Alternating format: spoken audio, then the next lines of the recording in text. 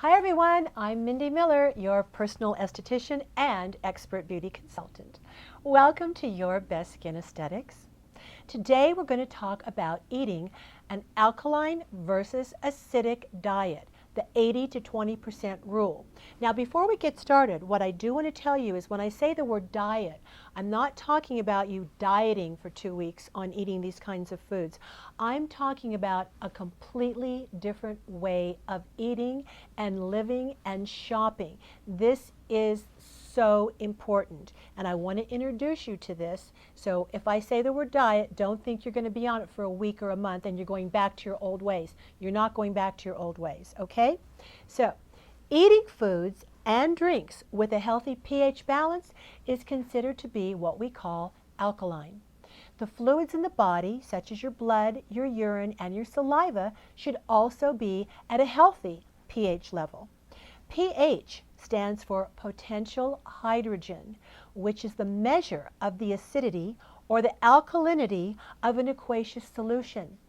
Anything under a number 7 would be considered acidic. Anything over a 7.5 would be considered alkaline. Now, if you eat an 80% alkaline diet, your energy level, your health, and your molecular structure will be a lot more balanced, which means that your body is going to be in the best position to help prevent disease and cancer. You're building healthy cell tissue, which will override and fight any negative or acidifying cell structure.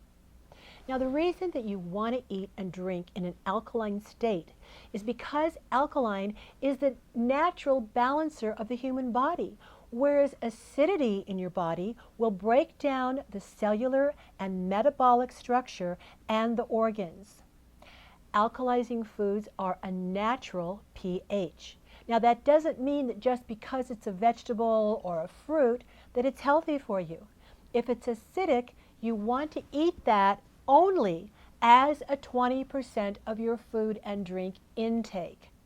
So now let's take a look at some of the more acidifying foods. You might want to hop out for a minute and get a paper, pen, piece of paper, because I'm going to be naming a few of them. These aren't all of them by any stretch of the imagination. So if you're ready, let's go. This is going to be only the 20% of your diet. The acidifying foods, let's start with the proteins. There is red meat, lobster, I know you love lobster, lamb, salmon, I love salmon, tuna, turkey, shrimp, venison, pork, and clams. I know you're sitting there saying, these are some of my favorite foods. Remember, 20%. You can have them, just make it only 20% of your diet. Some examples of the grains might be oats, corn, wheat, cakes, rice cakes, for all you ladies that eat rice cakes in your dieting, hemp seed, rye, all rice, flour, and buckwheat. Now, some examples of dairy products may include any kind of a cheese except goat cheese, also known as feta cheese, milk, and butter. And with regard to beans and legumes, acidifying foods might include green peas, kidney beans, red beans, soybeans, rice milk, I drink rice milk, almond milk, chickpeas, and black beans. I love black beans with white egg whites in the morning scrambled. I love it, but 20%. Keep in mind, this is only a partial list, and at the end of the show, I'll tell you how you'll be able to get a full list. And finally, let's take a look at alcohol.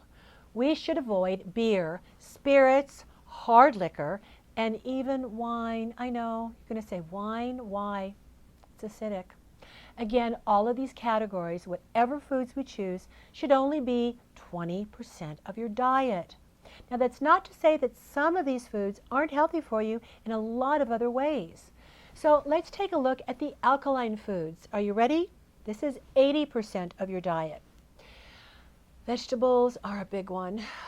Broccoli, beets, garlic, asparagus, cabbage, carrots, cauliflower, chard, cucumber, eggplant, lettuce, mushrooms, and around this time of the season, pumpkin, spirulina, squashes, barley grass, wheatgrass, drink a little 1 ounce or 2 ounces of wheatgrass every morning.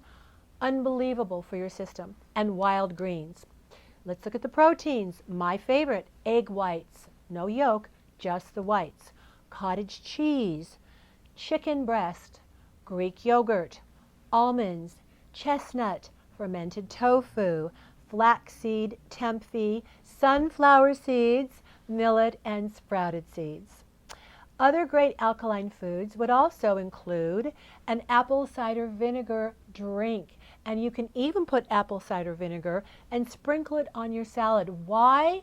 Because it keeps your blood pumping. And for those people 50 and over, if you're not on any kind of Coumadin as a blood thinner, you can take this apple cider vinegar that is natural, get it in your health food store, add it to your orange juice in the morning or any kind of juice, mix it up, 1/4 part apple cider vinegar with the rest of your juice or even in water. Drink it every day, keep your blood pumping, keep your blood thin and flowing. It's great for that. Let's move on to bee pollen, your probiotic cultures, your green juices, your veggie juices, unpasteurized organic milk, alkaline antioxidant water. Make sure the bottled water you're drinking is in an alkaline state. I can tell you a ton of products. If you're interested, face me, let me know, like me on Facebook, let me know, and I can send you a list of those. Not all water that you drink is the same. It all tastes different, and some of it is very acidic and not good for you. And these are big names. Green tea, all herbal teas are great. Any teas with caffeine, it gets you the nervous system going too much and you start like this, not good. Ginseng teas are great. Kombucha teas are great. Fruits including apples, avocados, bananas, cantaloupe, dates, and figs, super. So what's the ultimate benefit in eating an alkaline versus an acidic diet? Well, the acidity is going to destroy the cellular tissue. The alkaline will build healthy tissue. It's a known fact that people with cancer are riddled with acidity. Most alkaline foods are naturally grown foods closest to its natural state. Think about it. This is how ancient man ate. He had everything there. Nothing was processed. He didn't really cook anything. He didn't make ice cream. He didn't make candies and cakes. The fruit was from the tree. It was all very natural. There was no process. Sugar was not part of the process. So there you have it. Alkaline foods versus acidic foods. Now, at the end of this show, I would like you, if you've liked what I've said, to like me on Facebook. And if you'd like a full readout of all the food groups and the categories, be sure to look at me on Facebook and send me a little note and I can give you all that information. I'd also like to know, what are your personal eating habits? Do you eat alkaline versus acidic? And what results have you found from it? Did it work for you? So if you like the video, subscribe, give me a like. I'm Mindy Miller. I'm 65 and still alive. And I'll see you next time.